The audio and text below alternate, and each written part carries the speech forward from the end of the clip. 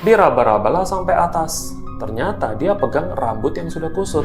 Di situ dia langsung sadar guys, kalau di sebelahnya bukan adiknya, tapi kuntilanak merah.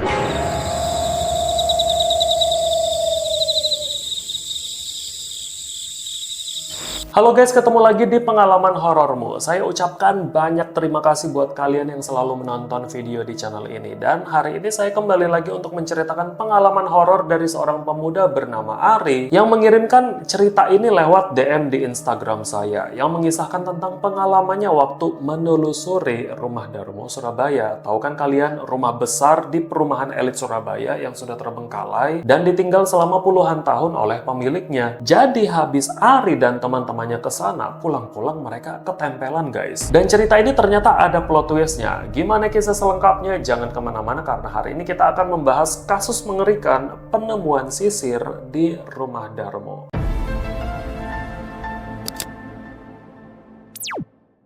Jadi cerita ini dikirimkan oleh teman kita bernama Ari dari Kota Malang, Jawa Timur. Ari punya 3 orang sahabat yang bernama Mail, Ozi, dan Imam. Mereka berkuliah di salah satu perguruan tinggi di Kota Malang angkatan tahun 2014. Sebenarnya mereka beda-beda fakultas dan beda-beda jurusan gitu guys. Tapi mereka tetap selalu ngumpul untuk berpetualang karena mereka sudah sahabatan sejak SMA. Dan petualangan mereka itu nggak biasa. Bukan mancing, bukan naik gunung, bukan bersepeda atau touring. Tapi mereka suka mengunjungi tempat-tempat angker yang terkenal banyak hantunya. Bahkan mereka juga sudah pernah masuk ke bunker Lawang Sewu atau ruang bawah tanah di Lawang Sewu tahun 2012 lalu sebelum ditutup selama 10 tahun lamanya. Sedikit cerita, saya juga sudah pernah masuk ke bunker Lawang Sewu di awal tahun ini. Bunkernya emang agak sedikit bikin merinding guys. Kalau kalian mau rame-rame lebih murah biayanya, sekitar 50.000 satu orang pakai tour guide. Satu kelompok 8-10 orang. Tapi waktu itu saya bayar tour guide privat, jadi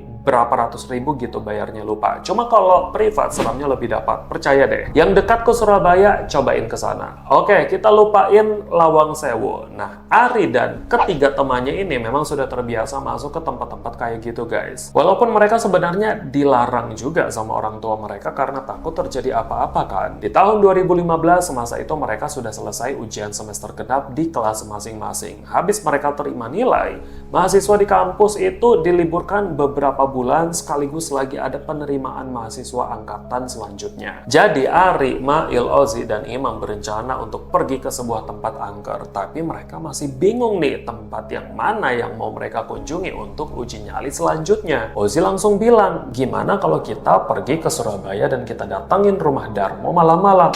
Gila loh, katanya Mail gitu kan. Rumah itu kan terkenal angker se-Indonesia. Nah, justru itu kita kan belum pernah ke sana. Ya udah kita datang aja ke sana, kata Ozi gitu. Ya udah mereka semua setuju guys. Tapi sebenarnya ada yang masih mengganjal di hatinya Imam yang membuat dia itu agak sedikit takut ke rumah itu. Soalnya Imam dari lama sudah dilarang untuk mengunjungi salah satu tempat angker yang ada di kota Surabaya. Larangan itu datang dari orang tuanya dan orang tuanya pun dilarang juga ke sana sama kakeknya Imam dari pihak ayah. Cuma dia nggak tahu nih tempat yang mana yang dilarang oleh keluarganya untuk didatangi. Karena kata orang tuanya tempat itu nggak boleh disebut. Jadi Imam sempat mengeneralisasi semua tempat angker di Surabaya itu nggak boleh dia datengin. Tapi sebuah keanehan sudah lama sebenarnya muncul yang selama ini sudah dia pendam sendiri. Bahwa dia sudah 2 kali bermimpi mendatangi sebuah rumah besar yang dihuni oleh seorang wanita dan hewan buas peliharaannya. Tapi dia masih bingung nih itu sebenarnya pertanda apa, rumahnya di mana, dan juga siapakah sosok wanita itu. Karena mimpinya juga cuma 2 kali dan munculnya setiap beberapa tahun sekali, ya dia pikir itu sih cuma mimpi biasa yang kayaknya nggak perlu diceritain ke siapa-siapa. Namun akhirnya Imam setuju untuk ikut diam-diam tanpa bilang sama orang tuanya.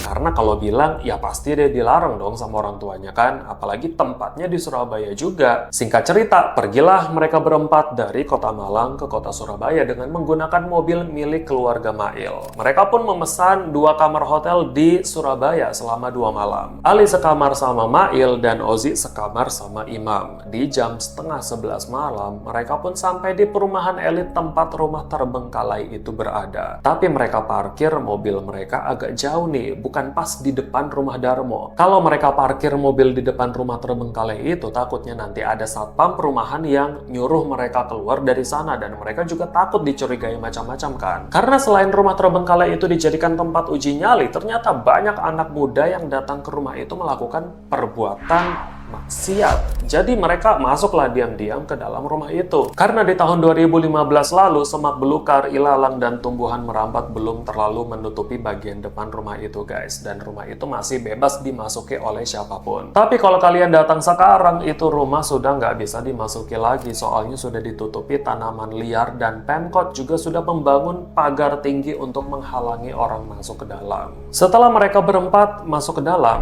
hawa dingin dan suasana mencekam langsung terasa katanya guys. Mereka berempat langsung merinding seolah-olah banyak yang sudah menunggu mereka di sana. Padahal mereka baru aja sampai di ruang tamu bagian depan rumah itu, yang ruang tamunya aja sudah luas banget. Akhirnya mereka memberanikan diri untuk berkeliling di dalam rumah itu. Menyusuri setiap ruangan, melihat dan membayangkan betapa megahnya rumah itu. Serta masuk ke tempat-tempat yang paling gelap di bagian bawah rumah. Walaupun mereka merasakan ada hawa yang gak enak, tapi mereka belum diganggu sama penghuni tak kasat mata dalam rumah itu. Sampai suatu ketika, mereka masuk ke sebuah ruangan kecil yang tertutup dan gak ada jendelanya sama sekali, yang berada di bagian belakang kiri bawah, dekat dengan area dapur dan juga taman belakang. Nah, mereka nggak ngerti kan ruangan-ruangan di dalam rumah itu dulunya waktu masih dihuni dijadikan ruangan apa aja. Karena memang ruangan di dalam rumah itu banyak banget dan gede-gede guys. Ditambah lagi mereka menemukan satu ruangan kecil yang nggak tahu dulunya fungsinya ruangan itu apa. Tapi di dalam ruangan itu mereka menemukan banyak sekali sisa-sisa sesajen. Jadi ditemukanlah kendi-kendi kecil, rokok utuh, beberapa piring dan gelas. Tapi barang-barang itu agak berserakan lah di mana-mana. Yang menemukan itu pertama kali kan Mail. Jadi Mail bilang ke teman-temannya, kayaknya ada beberapa pengunjung yang lakuin pesugihan di sini deh. Oh ya benar, konon katanya pemilik rumah ini kan dulunya mengikat perjanjian, katanya Ari gitu kan. Tapi waktu mereka mau melanjutkan penelusuran, Ari menemukan sebuah sisir antik yang tua dan terlihat ada ukiran-ukiran cantik berwarna emas. Karena takut ada kejadian aneh-aneh, Ari langsung membuang kembali sisir itu guys. Gak lama kemudian, waktu mereka jalan ke kanan rumah bagian belakang, mereka mendengar suara seperti binatang mengaum. Nah, mulai takutlah mereka di situ kan. Soalnya bukan cuma 1-2 orang aja yang dengar, tapi mereka semua mendengar suara itu dengan jelas guys. Cepat-cepatlah mereka keluar dari rumah itu. Nah, karena rumah itu terlalu besar, mereka sempat agak nyasar kan, karena bingung nih arah keluarnya kemana. Tiba-tiba Mail ngeliat ada tangan di dinding yang bergerak, terus tiba-tiba hilang. Makin paniklah si Mail, sampai dia lari duluan ke bagian depan ninggalin 3 temannya di belakang. Dah, waktu mereka di mobil, Mail baru menceritakan penampakan tangan itu ke teman-temannya. Soalnya dia sepanik itu dan takut kalau dia langsung cerita pas masih ada di dalam rumah itu, teman-temannya makin panik dan keadaan makin kacau. Berangkatlah mereka ke hotel. Kan yang mengendarai mobil itu Mail. Ari duduk di kursi depan, sementara Ozzy dan Imam ada di kursi tengah, asyik mengobrol. Karena Ari masih panik mendengar ada suara aneh di rumah tadi. Belum lagi Mail juga cerita kalau dia ngelihat ada penampakan tangan. Ari cuma menghadap ke jendela, memandangi rumah-rumah warga yang besar-besar dan mewah-mewah. Pas masih dalam perumahan itu, tiba-tiba Ari menghadap ke depan dan teriak, "Mail, awas Mail!" Langsung stoplah si Mail. Kagetlah mereka bertiga, soalnya Ari tiba-tiba teriak. Rupanya Ari dikagetkan dengan seseorang wanita berbaju merah yang nyebrang jalan dan hampir ketabrak ke mobil mereka. Nah, sementara Mail nggak lihat apa-apa guys. Kalau Ozzy dan Imam kan lagi ngobrol di belakang, jadi mereka juga nggak perhatikan jalan. Tapi waktu mereka lihat-lihat di sekeliling, nggak ada siapa-siapa atau nggak ada wanita berbaju merah yang lewat. Mail langsung tancap gas karena dia ketakutan, tapi dia berusaha menghibur Ari. "Kayaknya kamu kecapean Derry, nanti sampai hotel tidur aja," katanya gitu. Dah, sampailah mereka di hotel sekitar jam 12:30 malam dan mereka langsung mandi lalu tidur. Malam itu semuanya masih aman, tapi di malam kedua mereka mulai diganggu guys. Di hari kedua, Ari, Mail, Ozi, dan Imam jalan-jalan di sekitar kota Surabaya seperti biasa. Sampai akhirnya mereka kecapean dan pulang kembali ke hotel sekitar jam 10 malam karena besoknya setelah check out, mereka akan langsung kembali ke kota Malang. Setelah mereka mandi ganti baju, mereka pun tidur di kamar masing-masing. Nah, malam itu, Mail tiba-tiba mimpi guys. Kalau dia didatangi oleh sesosok kuntilanak merah yang berdiri di depan kamar mandi dekat pintu masuk kamar hotel mereka sambil ketawa kencang. Mai langsung bangun saat itu juga. Nah, dia pikirkan yang tadi itu beneran cuma mimpi. Pas dia noleh, set.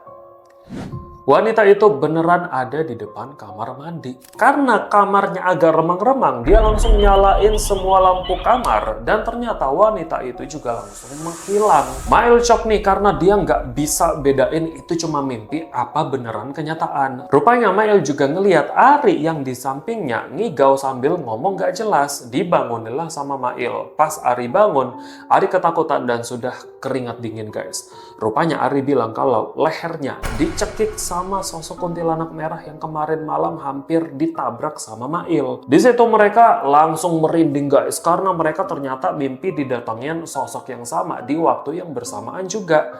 Dilihatnya lah jam, ternyata baru jam 3 pagi. Tapi dari kejadian di jam itu, Mail dan Ari sudah nggak berani tidur lagi sampai mereka membereskan barang dan check out di jam 11 siang. Waktu mereka dalam perjalanan kembali ke kota Malang, di tengah jalan Imam langsung bilang kalau dia lagi-lagi mimpi tentang sesosok perempuan bergaun merah dan binatang buas peliharaannya yang tinggal di sebuah rumah besar. Rupanya mimpi itu sudah ketiga kalinya dan disitulah baru dia cerita ke Ari, Mail, dan Ozi kalau sebelum-sebelumnya dia juga pernah mimpi ngalamin mimpi yang sama. Langsung takutlah mereka bertiga kan, soalnya apa? Soalnya Ari dan Mail ngeh nih kalau perempuan yang semalam yang datangin mereka sama dengan yang dimimpiin sama Imam. Dan Ozi juga ketakutan karena semalam dia juga mimpi didatangin kuntilanak merah. Kesimpulannya, sosok yang mendatangi mereka malam itu sama dan mimpi mereka juga datang di malam yang sama. Wah, kayaknya ada yang gak bener nih katanya Ari gitu kan. Pulanglah mereka semua ke rumah masing-masing. Di malam-malam selanjutnya, teror dari kuntilanak merah itu ternyata masih berlanjut. Suatu malam, Ari kan habis dari rumah temannya setelah selesai meeting panitia penerimaan mahasiswa baru. Pulanglah dia ke rumahnya sekitar jam 8 malam. Karena ayah, ibu, dan adiknya lagi di rumah saudara yang mengadakan hajatan, orang tuanya pergi duluan dan menyuruh Ari untuk nyusul ke rumah saudaranya yang hajatan. Tapi karena Ari kecapean, dia bilanglah kalau dia nggak mau ikut dan pengen istirahat aja di rumah, katanya gitu. Baringlah dia di kasur, dan ternyata waktu dia lagi scroll Instagram, tiba-tiba aja ada yang ngetuk pintu kamarnya dari luar. Ngebatinlah dia kan, kok ibu ini cepet banget pulangnya, bukannya lagi di tempat saudara. Pas pintu kamarnya dibuka, nggak ada siapa-siapa guys.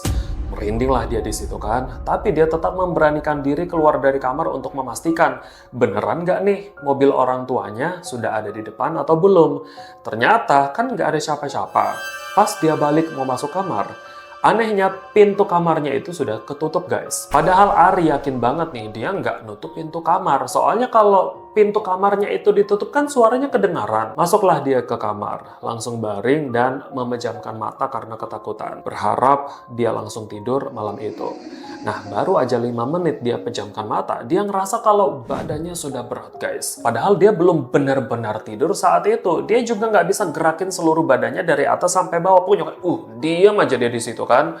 Sampai mau ngucap astagfirullah aja udah nggak bisa mulutnya. Karena mulutnya itu nggak bisa digerakin juga. Pas dia buka mata, di atas dadanya ada harimau duduk. Tapi anehnya harimau itu punya badan yang kekar, bukan seperti harimau pada umumnya. Di situ dia langsung baca ayat kursi dalam hati. Dan seketika dia langsung bisa menggerakkan badannya lagi. Dan harimau itu pun tiba-tiba hilang. Beda lagi sama yang dialamin Mail. Di malam yang berbeda nih, Mail tidur. Karena dia masih satu kamar sama adik laki-lakinya. Dia kayak santai aja gitu kan. Hingga pada suatu malam, dia tidur duluan di kasur sementara adiknya belum pulang main badminton. Sekitar jam 11 malam, dia balik badan dan tangannya kayak rebahan di kasur gini. Tiba-tiba dia kayak kepegang sama tangan seseorang guys. Dia langsung agak setengah sadar, tapi posisinya masih tutup mata karena malas bangun. Dia rabalah tangan itu. Kok dingin, terus kurus kayak batang kayu gitu kan. Dia pikir kan adiknya, tapi kayaknya bukan tangan adikku deh, soalnya adikku tangannya kekar. Diraba-rabalah sampai atas. Ternyata dia pegang rambut yang sudah kusut. Di situ dia langsung sadar guys, kalau di sebelahnya bukan adiknya, tapi kuntilanak merah. Nah, anehnya pas dia lompat dari kasur, ternyata nggak ada siapa-siapa di kasur itu. Tapi dia yakin banget nih kalau dia pegang rambut beneran cuy. Beberapa hari kemudian panitia penerimaan mahasiswa baru meeting lagi. Pergilah Ari sama Mail ke kampus untuk menghadiri meeting itu. Tapi Ozzy tumben-tumbennya nggak hadir guys. Padahal dia adalah ketua seksi acara yang memegang salah satu peranan penting dalam kepanitiaan itu kan. Dan belum lagi dia nggak datang tanpa alasan yang jelas. Akhirnya semua teman-temannya menghubungi Ozzy dan nggak ada satupun yang mendapatkan jawaban. Tiba-tiba Ozzy ngirim foto sisir ke grup lain mereka berempat yang isinya cuma Ari, Mail, Ozzy, dan Imam. Dan Ozzy bilang, kayaknya sisir ini deh yang buat aku sakit. Kaget kan si Ari, loh ini bukannya sisir yang aku temukan di rumah hantu Darmo, kok sisirnya ada sama Ozzy? Ternyata Ozzy bilang kalau habis Ari membuang kembali sisir itu, Ozzy mengambilnya lagi dan diam-diam dia membawa pulang sisir antik itu untuk dijadikan jimat kesuksesan. Karena dia pikir tempat itu adalah tempat pesugihan yang bisa mendatangkan kekayaan. Makanya dia bawa pulang sisir itu guys. Nah, sejak pulang kembali ke Malang, Ozzy mengaku mengalami demam yang gak kunjung sembuh. Matanya juga memerah, badannya juga terasa sakit semua kayak habis digebukin satu RT. Bahkan dia juga nggak bisa jalan tegak lagi karena pundaknya terasa berat sekali. Jadi kalau Ozzy jalan itu pasti bungkuk gini. Nah, pergilah Ari sama Mail ke rumahnya Ozzy. Rupanya salah satu anggota seksi acara yang bernama Ahmad juga mau ikut guys. Karena dia mau mengunjungi ketuanya yang nggak hadir meeting. Pas lagi di rumahnya Ozzy, dia pun keluar dari kamarnya dengan kondisi badan yang nggak sehat dan jalannya bungkuk kayak kakek-kakek. Di situ Ahmad langsung istighfar. Nah, Ari baru ingat kan kalau Ahmad ini bisa ngelihat makhluk-makhluk tak kasat mata. Jadi ditanyalah sama Ari, Mat, kamu lihat apa Mat? Nah, katanya si Ahmad, Ozzy lagi menggendong kuntilanak merah. Panik kan mereka bertiga, tapi mereka nggak langsung kasih tahu Ozzy nih. Beberapa hari kemudian, Ari, Mail, dan Ozzy mulai penasaran sama kabarnya Imam. Soalnya sudah beberapa hari Imam ini nggak balas chat mereka di grup. Waktu Ari dan Mail datang ke rumahnya Imam, ternyata ibunya Imam juga bilang kalau Imam sudah beberapa hari sakit aneh, tapi dokter nggak bisa menjelaskan sakit apa yang diidap sama Imam. Nah, kondisi Imam lebih parah daripada sakitnya Ozzy. Jadi Imam cuma bisa tidur, badannya mulai kurus, dan nggak bisa bicara sama sekali karena dia nggak ingat sama siapa-siapa. Yang lebih anehnya lagi, kalau Imam diajak bicara, Imam selalu ngomong dalam bahasa Jawa kuno yang ibu dan bapaknya sendiri nggak ngerti Imam ngomong apa. Di situ Ari dan Mail ngakulah ke ibunya kalau mereka juga mengalami gangguan aneh lainnya. Setelah mereka pulang dari Surabaya mendatangi rumah terbengkalai itu. Sempat kan ibunya Imam nih ngamuk lah di situ. Soalnya dia sudah dari dulu memang melarang Imam untuk datang ke sana dan seolah-olah menyalahkan Ari dan Mail juga kenapa mereka mengajak Imam ke sana. Akhirnya ibu dan ayahnya langsung tahu guys, kemana Imam harus disembuhkan. Sore itu juga orang tuanya Imam membawa Imam, Ari, dan Mail serta menjemput Ozzy juga untuk pergi ke rumah Mbah Mujan yang berada di kaki Gunung Semeru. Waktu mereka sudah sampai ke sana, Mbah Mujan keluar rumah nih dan beliau sudah bisa melihat kalau Ozzy dan Imam ketempelan. Ozzy ketempelan kuntilanak merah sementara Imam ketempelan siluman harimau. Dibawalah masuk mereka ke dalam rumah Mbah Mujan. Rupanya pas Ozzy dan Imam mau masuk, mereka kayak ketahan gitu guys. Mereka nggak bisa masuk ke dalam rumahnya Mbah Mujan. Akhirnya Mbah Mujan membaca mantra dan seketika Ozzy dan Imam bisa masuk. Rupanya rumahnya Mbah Mujan sudah dikelilingi penangkal iblis guys. Makanya hantu-hantu itu harus diusir dulu dari pundak mereka, barulah mereka bisa masuk. Nah, di dalam rumah lagi-lagi Ari dan Mail kena marah nih sama Mbah Mujan. Kenapa mereka membawa sisir antik itu dari rumah Darmo? Mereka ngakulah kalau yang bawa sisir itu ya Ozzy, bukan mereka. Di situ Mbah Mujan baru paham kalau Ozzy ketempelan karena dia membawa sisir tua itu dan Imam ketempelan hantu wanita karena dia ada hubungannya dengan rumah hantu itu. Nah, sebenarnya tanpa mereka membawa sisir itu pun mereka tetap dihantui guys. Karena apa? karena para hantu itu sudah kenal dengan Imam. Makanya dari awal Imam dilarang orang tuanya mendatangi rumah hantu Darmo. Ya karena tadi, sekali Imam datang ke sana, dia bakal tetap diikutin. Ditambah lagi, Ozzy membawa sisir itu, akibatnya bukan hanya Imam aja yang diikutin, tapi dua makhluk itu lebih leluasa meneror mereka berempat. Jadi Mbah Mujan bilang kedatangan mereka ke rumah hantu itu ternyata membangunkan dua penjaga, yaitu si Merah dan si Loreng. Nah waktu itu Mbah Mujan langsung melakukan ritual pembersihan pada Oji dan Ilham karena sukmanya mereka itu sudah diserap. Mbah Mujan menyiapkan bunga 7 rupa, air sungai, dupa, dan kain mori, serta membaringkan mereka di atas tikar daun pandan. Saking ganasnya kuntilanak merah dan siluman harimau itu, ternyata mereka bisa menembus rumah Mbah Mujan dan merasuki tubuhnya Oji. Di situ Oji mulai berkata-kata dalam bahasa Jawa kuno seperti yang dialami Imam tadi. Suaranya pun berubah dan seperti ada dua macam. Satu suara perempuan yang melengking, satunya lagi suara monster yang kedengarannya berat. Nah, makhluk itu juga bilang, "Kembalikan sisir, kembalikan darah." akhirnya tanpa pikir panjang, Mbah Mujan membaca mantra lebih dari setengah jam untuk melawan dua iblis itu dan membaca mantra pemutus ikatan. Lalu menggosokkan bunga kantil yang sudah dibakar di atas dupa ke sisir tua antik tadi. Seketika itu juga Ozzy berteriak dan langsung lemas. Ritual pembersihan itu pun selesai dan Mbah Mujan pergi keluar rumah sekitar 15 menit untuk mengubur sisir tua itu di area yang tidak pernah dilalui orang dengan beberapa macam ritual. Pulanglah mereka semua ke rumah masing-masing kan. Setelah Ozzy dan Imam membaik, Imam cerita nih kepada ketiga sahabatnya tentang alasan kenapa dia dilarang banget untuk mengunjungi rumah hantu Darmo. Soalnya di tahun 2007 lalu kakeknya Imam mengikat perjanjian dengan kuntilanak merah dan siluman harimau tadi di rumah hantu Darmo untuk mendapatkan kekayaan. Awalnya tumbalnya cuma kambing hitam, tapi makin tahun kok tumbalnya makin berat hingga di tahun 2010 para makhluk itu mintanya nyawa.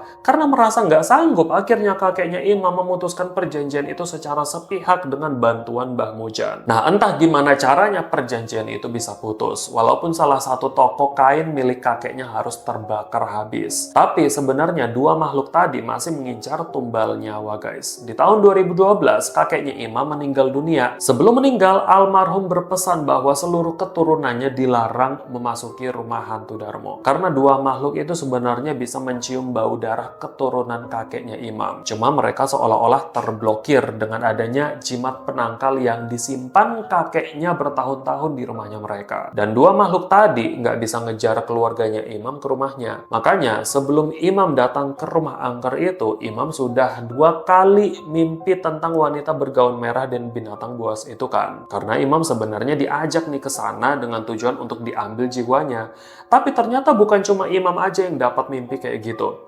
Ayahnya Imam yang adalah anak dari kakeknya tadi, serta paman dan bibinya Imam atau adik-adik ayahnya juga punya mimpi yang sama kayak Imam. Hingga hari ini Ari bilang kalau mereka berempat masih sehat walafiat dan masing-masing sudah berkeluarga. Walaupun mereka tidak bisa melupakan kejadian hari itu, tapi mereka bersyukur guys, bahwa dengan adanya kejadian itu memberikan pelajaran bagi mereka untuk tidak main-main dengan kekuatan goib dan mengikat perjanjian dengan setan. Tidak mengambil barang-barang, benda keramat, atau apapun di tempat-tempat yang terlarang secara sembarangan. Itu aja untuk hari ini. Terima kasih pada kalian yang sudah menonton sampai habis dan semoga cerita ini bisa menjadi pelajaran berharga buat kita semua. Kalau kalian suka cerita ini silahkan thumbs up, komen, dan share cerita ini ke teman-teman kalian supaya teman-teman kalian juga tahu. Dan jangan lupa subscribe supaya kalian gak ketinggalan video terbaru dari saya. Kita ketemu lagi di lain waktu. Sampai jumpa.